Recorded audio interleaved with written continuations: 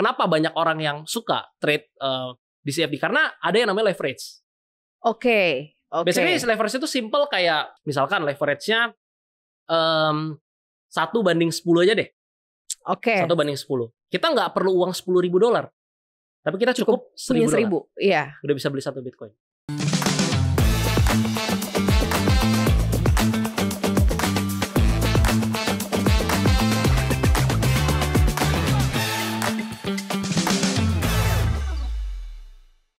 Sobat Cuan, apa kabar? Selamat datang di podcast Cuap Cuap Cuan. Ketemu lagi bareng Maria Katarina di sini dan podcast Cuap Cuap Cuan kali ini spesial persembahan dari Okta Markets Ltd. Terima kasih Okta Market yang udah support podcast kita hari ini. Apa sih yang mau diobrolin? Pasti Sobat Cuan udah penasaran banget, apalagi mungkin Sobat Cuan yang lagi aktif transaksi, mungkin trading gitu ya, beberapa aset alokasi juga udah dimiliki. Nah, melihat gak sih perkembangan kripto sejauh ini seperti apa, prospeknya, kemudian update terbarunya seperti apa sih? Makanya kita mau obrolin banyak nih.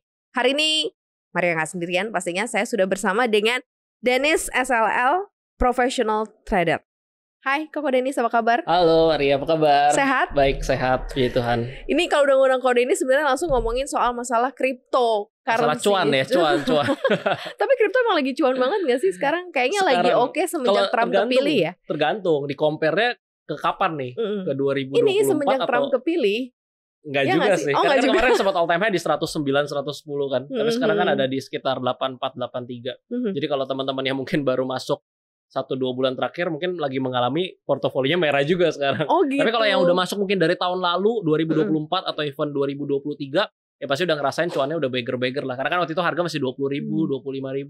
Kamu bisa membedakan gak sih zaman kripto dulu ketika Trump pernah menjabat jadi presiden sebelumnya kan? Dan Trump sekarang yang jadi presiden itu ada perbedaannya nggak? Atau sama-sama emang bikin market kriptonya ya agak lebih bergairah lah gitu? Menurutku agak susah kalau misalnya ngomongin dari satu variabel. Karena faktornya itu kan begitu besar ya. Contoh kalau kita ngomongin 2021 kita compare sama 2025 sekarang, nggak bisa kita cuman ambil satu variabel, satu faktor dari Trump jadi presiden ini doang. Karena banyak banget contohnya marketnya belum terlalu mature, dulu institusi belum pada masuk, dulu ETF Bitcoin belum ada ya kan. Jadi terlalu banyak faktor, nggak bisa di-compare dengan satu variabel seperti itu sih. Tapi kalau misalkan ditanya overall ya, dari berbagai faktor kita simpulin, lebih gampang 2021. Yang cycle kali ini cukup sulit, cukup susah, cukup challenging. Khususnya buat yang pengen cepet kaya, pengen dapat cuan banyak, sulit. Kalau 2021 pure luck masih bisa. Kalau sekarang mungkin lebih, nanti kita akan bahas lebih lengkap mungkin ya. Pure luck tuh artinya lempar, pilih apa lempar aja. Ya, tutup mata, merem, untung, cuan ya. pasti gitu ya. Sekarang mungkin agak harus tricky banget gitu ya, milih yang oke. Tapi kalau di Indonesia hype-nya kamu ngeliatnya kayak gimana sekarang? Kan dulu sempet kayak ada flat, diem gitu ya. Terus mungkin karena secara pemberitaan mungkin nggak terlalu seperti aset alokasi yang lain nih kalau kita compare. Kalau sekarang di 2020, we talk about adoption ya. Kita ngomong adopsi market secara di negara atau secara global. Kalau kita ngomongin secara adopsi, tentu kalau di compare tahun demi tahun udah pasti uptrend ya, udah pasti jauh lebih besar adopsinya sekarang. Karena seperti yang saya sampaikan tadi, dulu belum ada institusi yang main di dalamnya, sekarang institusi udah banyak masuk, udah ada ETF segala macam. Tapi kalau kita ngomongin di semua aset kelas ya, kita mau ngomongin di stok, di saham, di aset kelas apapun, ketika marketnya lagi uptrend, lagi strong bullish, lagi bull market, semua lagi naik, misalkan contoh di 2020 ke 2021, kita ingat tuh misalkan di Indonesia tech stock mulai rame, habis itu ada super cycle commodity di 2022, habis itu kita lihat juga di Nasdaq, di S&P itu rally 2021. Itu pasti euforianya akan besar, dan simpelnya gini, mungkin teman-teman yang tadinya cuman taruh uang misalkan di bawah bantal, nabung ya, kita nabung cash, nggak mau masukin uangnya ke saham, kripto apapun itu, wah ini kok naik ya, ini kok menarik ya, bisa cuan 20% nih, bisa cuan 30%, akhirnya ikut. Nah, tapi ketika bear market, ketika marketnya, cycle market itu kan nggak bisa naik terus-terusan ya, nggak bisa naik, pasti ada saatnya naik, ada saatnya koreksi juga.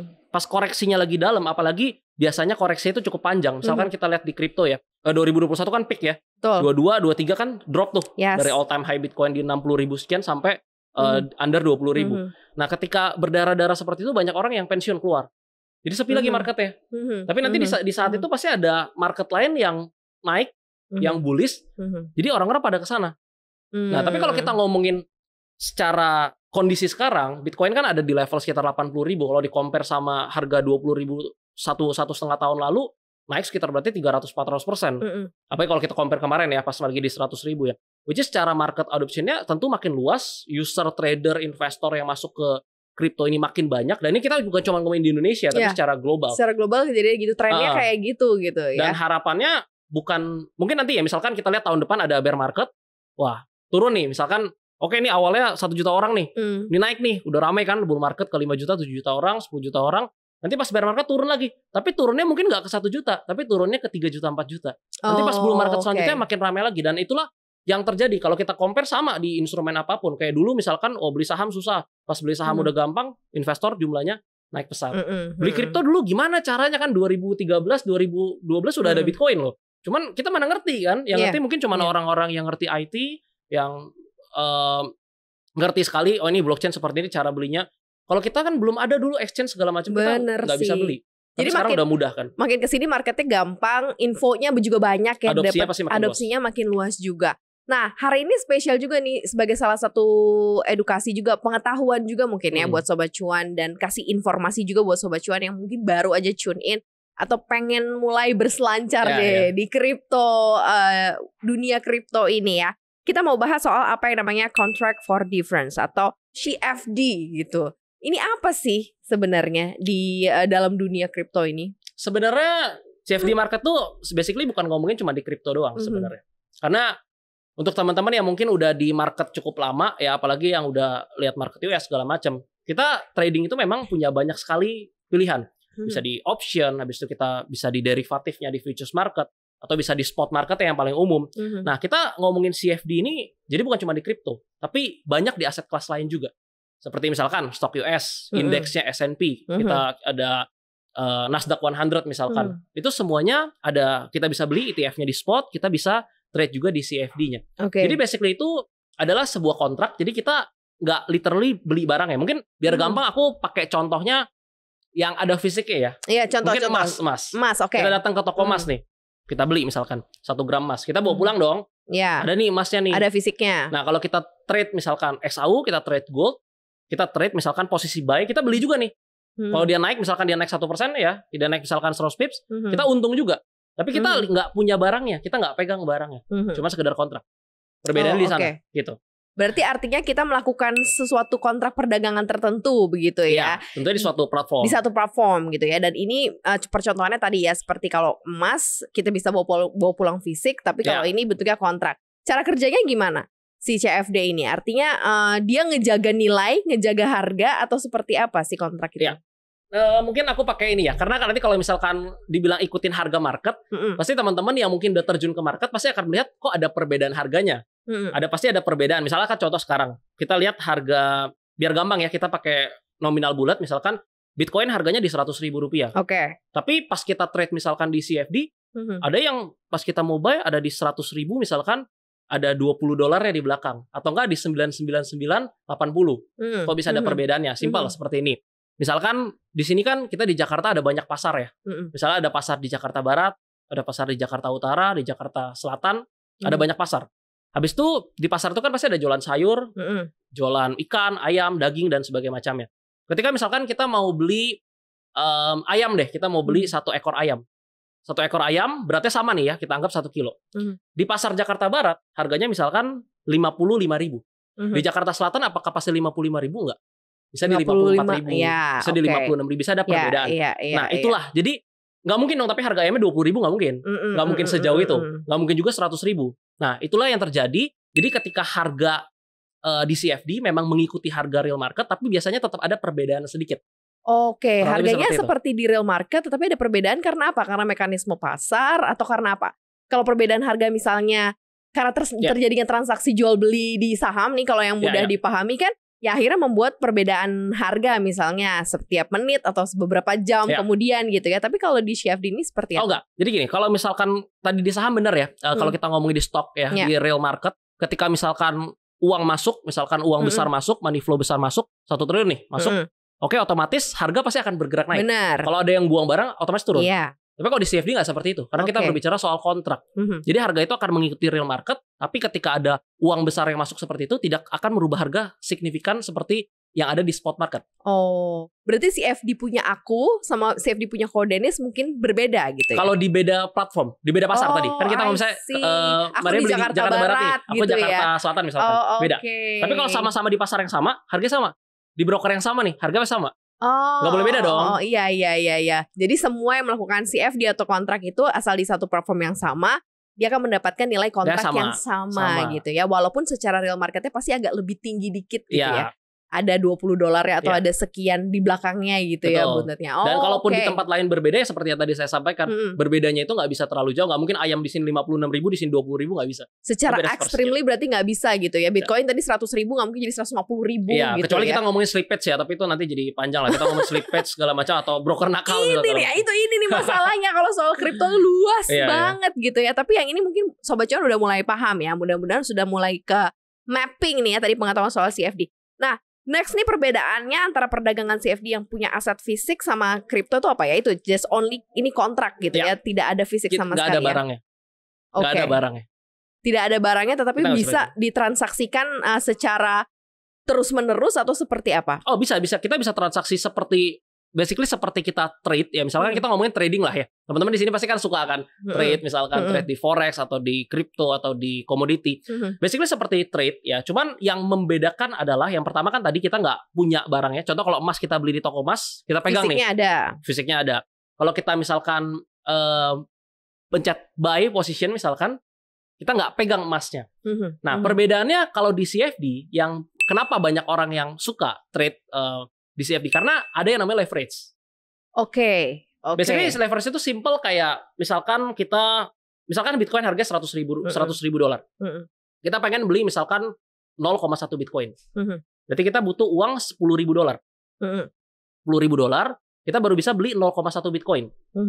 Tapi dengan adanya leverage, misalkan leverage-nya 1/10 aja deh. 1/10. Kita nggak perlu uang $10.000.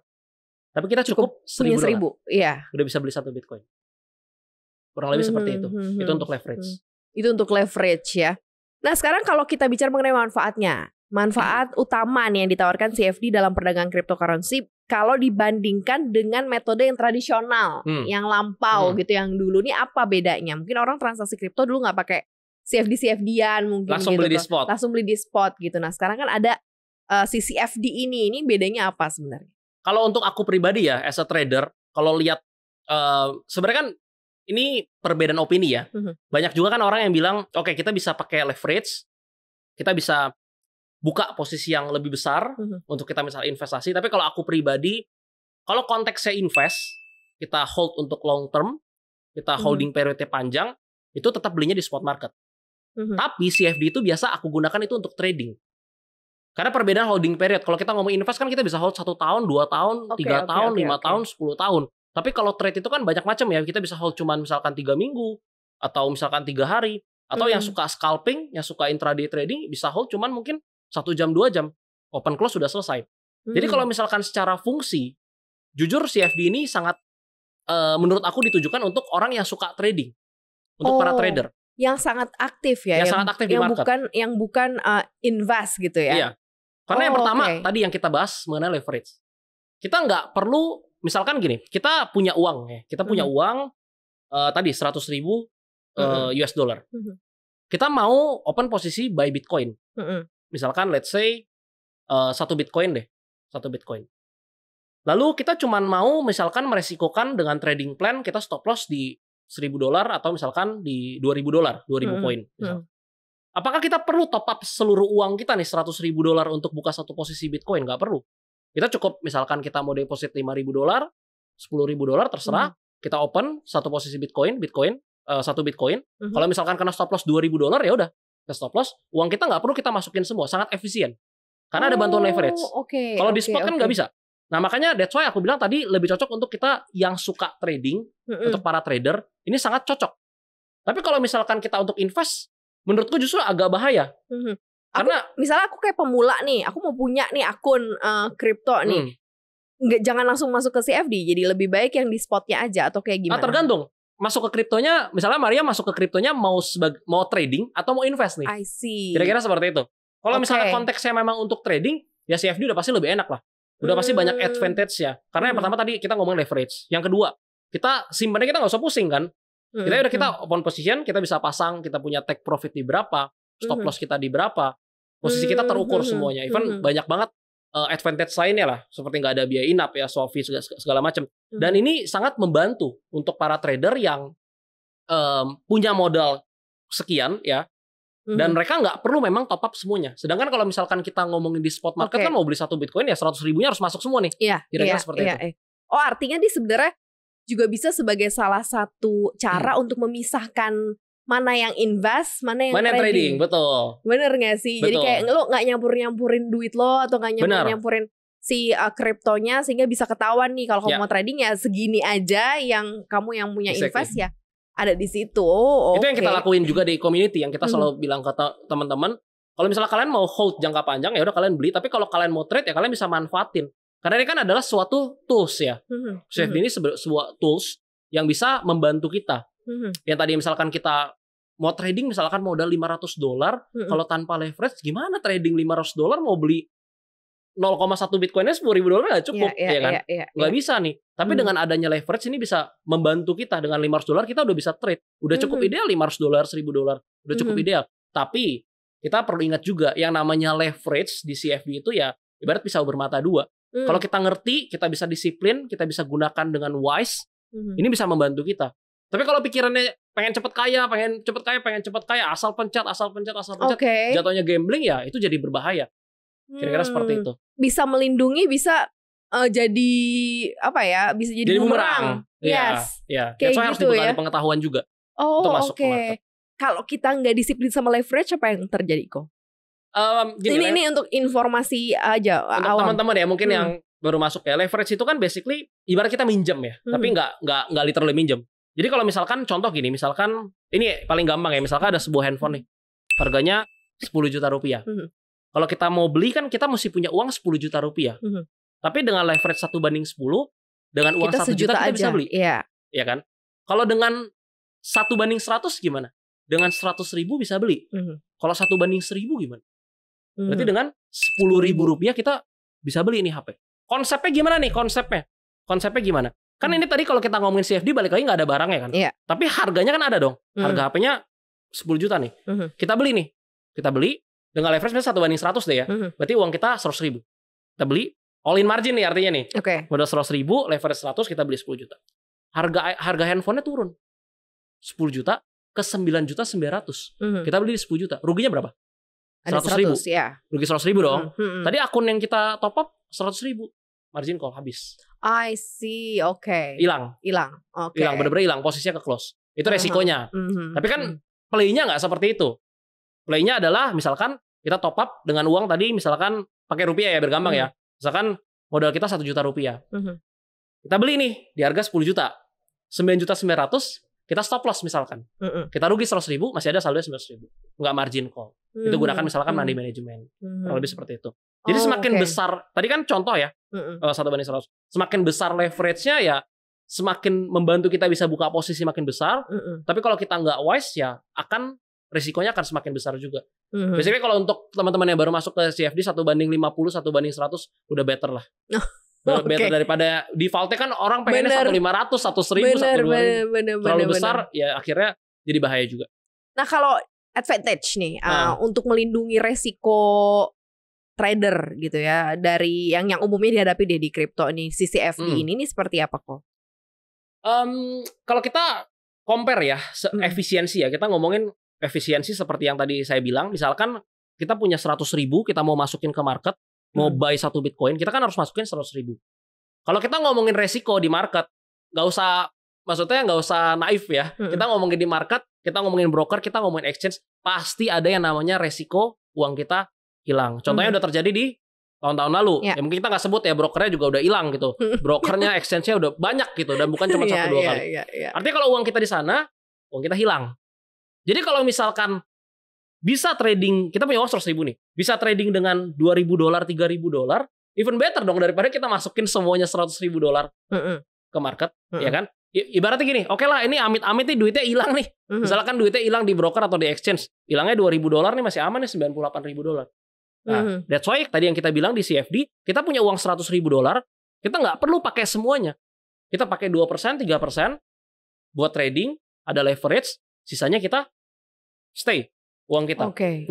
Tapi perbedaannya, kalau orang yang mau belinya di spot market, untuk holding period panjang, ini kita ngomongin invest ya, kita ngomongin untuk jangka panjang, misalkan mau hold Bitcoin 10 tahun, 15 tahun, belinya itu kan tetap harus lewat platform, entah itu exchange, kita harus tetap beli. Kita beli, nah pertanyaannya, gimana cara simpennya? Itu yang selalu jadi pertanyaan. Nah kalau kayak gitu simpennya ya udah pasti self custody. Jadi kita beli di market, ibaratnya gini, ini analogi yang sangat simpel ya, kita misalkan kalau misalnya kita lihat pedagang di pasar, misalkan ada seafood, ada udang, ada ikan, itu kan dijajarin ya. Orang beli, pedagangnya jual. Itu adalah market. Itu ibaratnya exchange. Itu ibaratnya tempat jual dan beli. Kalau kita beli ikannya, kita beli udangnya, pulang kita taruh di kulkas rumah masing-masing kan. Jadi kita beli misalkan 1 Bitcoin, kita simpan di cold wallet. Itu untuk invest. Tapi kalau untuk trade, kenapa di CFD tadi pertama kita pakai nominal yang lebih kecil, habis itu banyak sekali advantage lainnya, seperti kita bisa nggak ada biaya inap, nggak ada biaya simpan, ya kan? Kita bisa pakai leverage, kita bisa pasang stop loss, take profit, dan ada lagi tools kan kita bisa trade di MT5, jadi lebih fast execution. Jadi banyak sekali lah advantage ketika kita ngomongin trade ya, kita ngomongin trading di CFD seperti itu. Balik lagi ya, CFD ini memang disiapkan untuk ketika kamu masuk ke cryptocurrency untuk trading gitu. Betul. Ya. Sementara spot ada kok tetap gitu ya, beli secara spot ya, ini untuk kamu yang mau invest. Tadi analoginya beli belanja ke pasar itu udah paling gampang itu ya. Paling gampang, itu paling gampang dipahamin ya. Tapi ada contoh nggak sih kok perdagangan nih, contoh perdagangan CFD lebih aman dibandingkan beli dan nyimpen cryptocurrency secara langsung? Kalau kita ngomongin trade ya, simple kayak gini. Misalkan kita kan ngomongin nih market yang 24/7, very volatile, yang kita bisa lihat misalkan even kita lihat macro news saja, kayak misalkan non-farm payroll, habis itu misalnya ada ADP dan lain sebagainya, itu udah sangat pengaruh ke market crypto. Ini tiba-tiba misalnya Jumat ya, misalnya tiba-tiba NFP nih 830, itu harga Bitcoin bisa naik 2.000-3.000 poin, bisa turun 2.000-3.000 poin. Kalau safety-nya aku suka kalau di CFD. Biasanya, tapi mungkin nggak semua broker ya. Tapi mostly ya ada yang namanya negative protection balance. Jadi misalkan saldo kita $1.000. Kita open nih, misalkan 0,5 atau 0,7 Bitcoin. Tiba-tiba kita salah arah nih, kita lagi buy position, dia drop, turun. Jauh, misalkan 4.000, 5.000 poin. Yang harusnya kita saldo, misalkan $1.000, rugi kita misalkan $1.500. $1.500. Tapi yang uang yang kita rugikan, itu cuma $1.000. Karena $500-nya ada negative protection balance. Sedangkan kalau kita masuk, kita ngomong tadi, uang kita nih $100.000, kita masukin, kita beli Bitcoin, dia turun, nggak ada. Rugi $1.800, $1.000, rugi $2.000 ya $2.000. Nggak ada. Itu enaknya kalau misalnya kita ngomongin trade di MT5, di broker yang memang jadiin negative protection balance. Itu sangat advantage lah menurut saya. Itu sebuah percontohan dan semacam apa ya, jaring pengaman begitu ya. Kalau misalnya lo emang sebagai trader aktif begitu ya, untuk di cryptocurrency gitu, menggunakan akses ini. Kalau modal kira-kira yang dibutuhkan untuk mulai berdagang, mulai membeli gitu ya di CFD ini untuk di kripto itu berapa sih kisarannya? Kalau modal ini kan sebenarnya depends ya, tergantung kita punya kapasitas. Tapi ada bedanya nggak dengan di spot? Kalau di spot lebih berbeda di konteksnya sih. Karena kalau aku selalu gini, kalau misalkan dimanapun ya, di community, misalkan diundang, habis itu di YouTube pribadi pun selalu bilang kayak gini. Misalkan kita ngomongin invest, yang kita aim itu adalah top up. Kenapa? Kita kan kerja, kita bisnis, kita dapat active income, kita punya masuk uang nih 10 juta, buat hidup 5 juta kita invest, kita top up tiap bulan, kita tambah. Tapi kalau kita ngomong konteksnya trading, ini sangat berbeda. Bukan top up, tapi withdraw. Karena trading itu kan basically kita berdagang. Kita mau buat ini menjadi sebuah cash flow kan. Jadi modal kita top up, harusnya kita tiap bulan tuh withdraw, pindahin ke porto invest. Tapi kalau invest kita top up. That's why makanya kalau tadi ditanya modal ideal, depends, tergantung kita punya modal uang dinginnya berapa. Let's say misalnya, di sini saya punya uang misalkan 1 juta rupiah nih di bank, ya kan? Jangan trading. Kerja invest. dulu. Kerja Gak dulu. cukup 1 juta. Oke. Buat dulu daruratnya ya kan. Iya. Jangan 1 juta, 2 juta jangan trading. Karena 1 juta, 2 juta kalau habis, ya udah nggak bisa ngapa-ngapain lagi.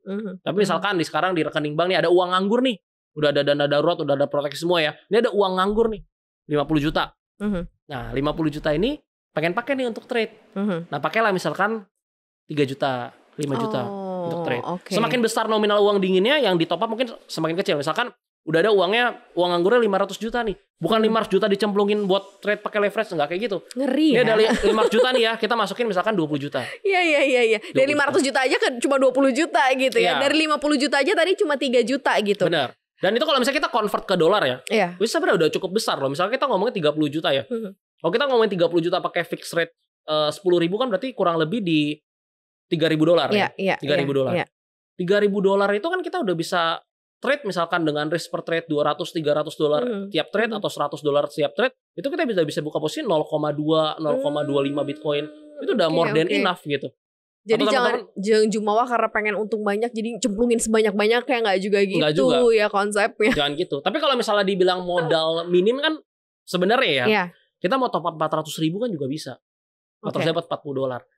Cuman secara money management agak susah. Jadi kalau ditanya setiap pemula yang pengen masuk ke market, yang pengen belajar, idealnya aku selalu bilang di range 100 dolar untuk forex biasa, 300 sampai 500 dolar untuk gold dan bitcoin. Karena hitungannya beda kan, minimum size yang kita bisa buka kan di 0,01. Kenapa di forex 100 dolar cukup? Karena 0,01 misalkan di euro USD gerak 30 pips ya nggak gitu berasa. Tapi kalau kita ngomongin di gold kan, pergerakan gold 200-300 pips. Pergerakan bitcoin sehari bisa 2.000-3.000 poin. Makanya that's why yang paling ideal ya di 300 sampai 500 dolar. Dan 300-500 dolar tuh 500 kali leverage 100 saya kan udah 50.000 kan. Iya. Oke, ilmu baru lagi gitu ya. Jadi jangan memaksakan kalau seandainya memang kondisi keuangannya balik lagi sesuai dengan kondisi keuangan masing-masing gitu ya, Ko ya. Nah, kalau sekarang yang harus dipertimbangkan untuk bisa memilih platform CFD sendiri yang aman dan terpercaya nih, ada insight nggak, Ko? Yang pertama ya, sebenarnya banyak lah. Kan pasti kita ngomongin kalau yang umum udah pasti regulated ya. Kita ngomongin regulation, ini terdaftar nggak nih? Ya, ini secara track record, ini udah berapa kalau aku pribadi sukanya yang kayak udah ya di atas 10 tahun lah beroperasinya. Jangan yang bukannya baru nggak bagus ya, cuman kayak kita kan perlu lihat track record ya. Dia bisa lewatin nggak masa-masa krisis kayak 2019, pas 2020 segala macam. Habis itu inskripsinya penting, SSL ya. Jadi ini kan kita ngomongin di dunia serba digital, bisa kehack lah, apa segala macam ya kan. Jadi kita lihat platform yang benar-benar aman, yang kalau bisa setiap kali kita mau melakukan aktivitas di akun kita di handphone kita, itu harus ada OTP, entah bisa Google Authent dan segala macam biar aman. Habis itu ya customer service lah ya kalau misalkan kita pengen ada kendala segala macam. Dan sebenarnya di luar daripada itu umum lah. Teman-teman juga pasti mau cari platform pasti cari review segala macam, itu umum. Tapi ada satu yang benar-benar paling penting kalau kita ngomongin CFD. Ini yang tadi yang umum itu pasti kalian udah pernah dengar. Ya, satu yang paling harus difokuskan adalah soal withdrawal. Karena ketika kita ngomongin tadi ya, trade ini kan kita mau bikin menjadi sebuah cash flow. Oh, ini ada perbedaan sedikit ya. Tadi kan kalau kita ngomongin di kripto bisa trade, bisa invest. Kalau kita ngomongin invest kita top up, kita yang kita aim itu compound. Jadi kita perbesar terus capital kita supaya barang kita lebih banyak nih. Misalnya Bitcoin kita bisa lebih banyak. Tapi kalau kita ngomongin di trade, kita nggak bisa compound terus. Itu banyak faktor psikologisnya, money managementnya. Itu akan sangat amat berbeda. Justru kita harusnya withdraw. Jadiin cash flow. Nah, kenapa saya bilang ini poin yang paling penting? Karena kalau broker, misalkan broker CFD nih, withdraw-nya susah, withdraw-nya lama, dipersulit, banyak macam lah, banyak mau withdraw, tanya ini, tanya itu, segala macam. Nah, itu nanti jadi repot. Karena kita fokusnya itu kan kita trading, kita cuan, kita mau withdraw. Tapi kalau misalkan withdraw kayak udah dipersulit, udah susah, udah saya nggak mau pakai gitu. Tapi kalau withdraw-nya lancar, nah kita pakai terus. Itu yang paling penting. Pilihlah yang memang sangat mudah begitu ya aksesnya untuk withdraw. Karena kalau deposit udah pasti gampang. Kalau kan biasanya kan uang masuk lebih gampang ya daripada deposit uang keluar. 24/7. Kalau deposit semua pasti gampang. Kan kita setor uang. Yang withdraw itu yang biasa ada yang cepat banget ya kan, kayak 10 menit masuk, ya 1 jam masuk. Ada yang aduh nunggunya sampai 5 hari. Nah kalau gitu Kan kita mesti nunggu akun kita berkurang baru kita bisa trade lagi dengan RTP yang sama kan. Kalau nunggu sampai 5 hari 6 hari withdraw susah. Jadi itu yang paling penting sih kalau menurut aku ya untuk pilih broker. Fokus ya, coba cari dulu, cobain dulu, trial. Oh ini withdrawnya cepat, aman, oke. Lanjut gitu. Sama track record sih. Sama track record ya. Jadi dilihat udah berapa lama gitu ya brokernya, dan kemudian tadi ya kemudahan-kemudahan sebagai seorang trader atau mungkin sebagai seorang nasabah nih tahu lebih nyamannya yang mana gitu kan, bisa milih sendiri ya berarti ya Sobat Cuan ya. So, perbedaan manajemen resiko, money management antara CFD, cryptocurrency, dan juga pasar tradisional ini apa? Oke. Mungkin kalau misalkan kita ngomongin di spot market lebih fleksibel ya. Kayak kan tadi misalkan kita bisa dia turun 10% kita bisa beli lagi. Kita bisa cicil, kita bisa top up. Tapi kalau udah konteks ngomongnya trading, kita ngomongin kita berdagang, secara money management, risk management itu udah pasti kita harus ada yang namanya plan.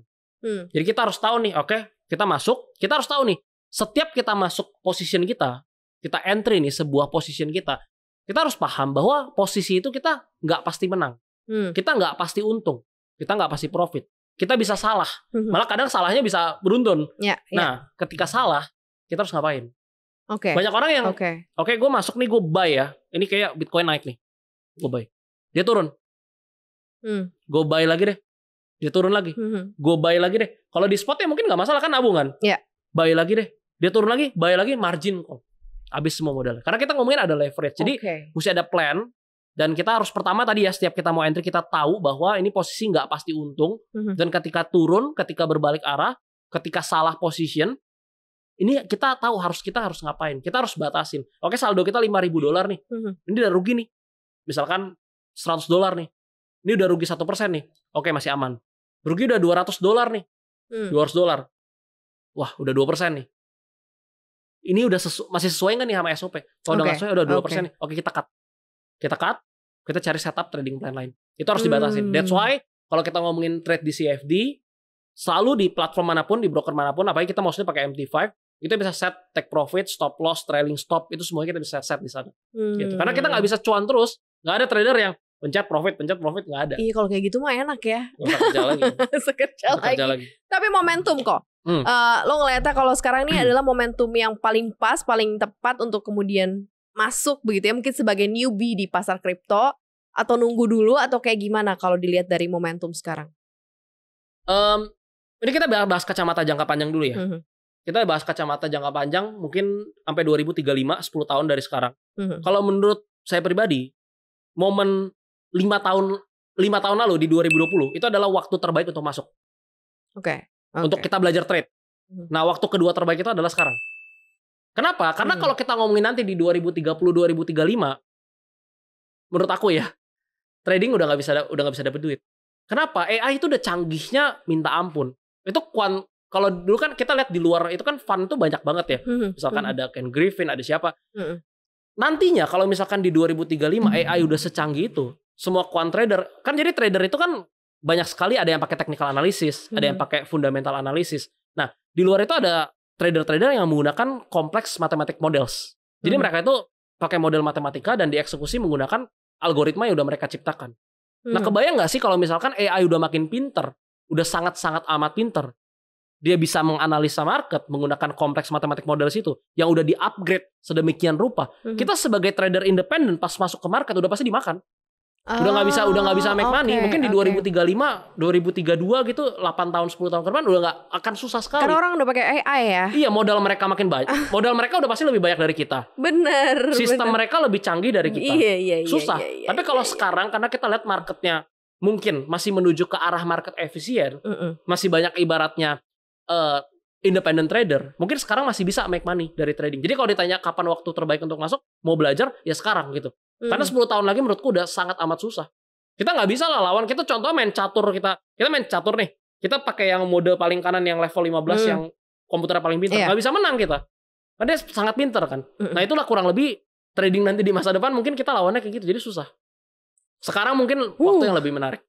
Berarti sekarang dengan kondisi yang seperti ini begitu mungkin bisa menjadi opportunity ya gitu ya. Bisa dilihat opportunity-nya sambil mungkin melihat juga broker-broker yang tepat untuk Sobat Cuan gabung di sana. Karena selalu ada selalu ada kesempatan dan selalu ada peluang sih sebenarnya ketika kita mau belajar soal investasi ataupun trading ya. Jadi ini nggak instan. Kayak gue dengerin Ko Dennis aja nih kayak nggak bisa banget harus berkala kayaknya ya. Soalnya nggak bisa instan, proses sih soalnya proses. Ya mudah-mudahan ini juga bisa menginspirasi dan kasih ilmu juga buat Sobat Cuan. Yang pasti thank you banget Ko Dennis sudah datang ke Cuap-Cuap Cuan. Dan thank you juga untuk Okta Market Ltd yang sudah support podcast kita hari ini. Terima kasih banyak Sobat Cuan. Semoga selalu sehat dan semangat. Kita ketemu lagi. Maria dan juga Ko Dennis pamit. Bye-bye. Bye Sobat Cuan.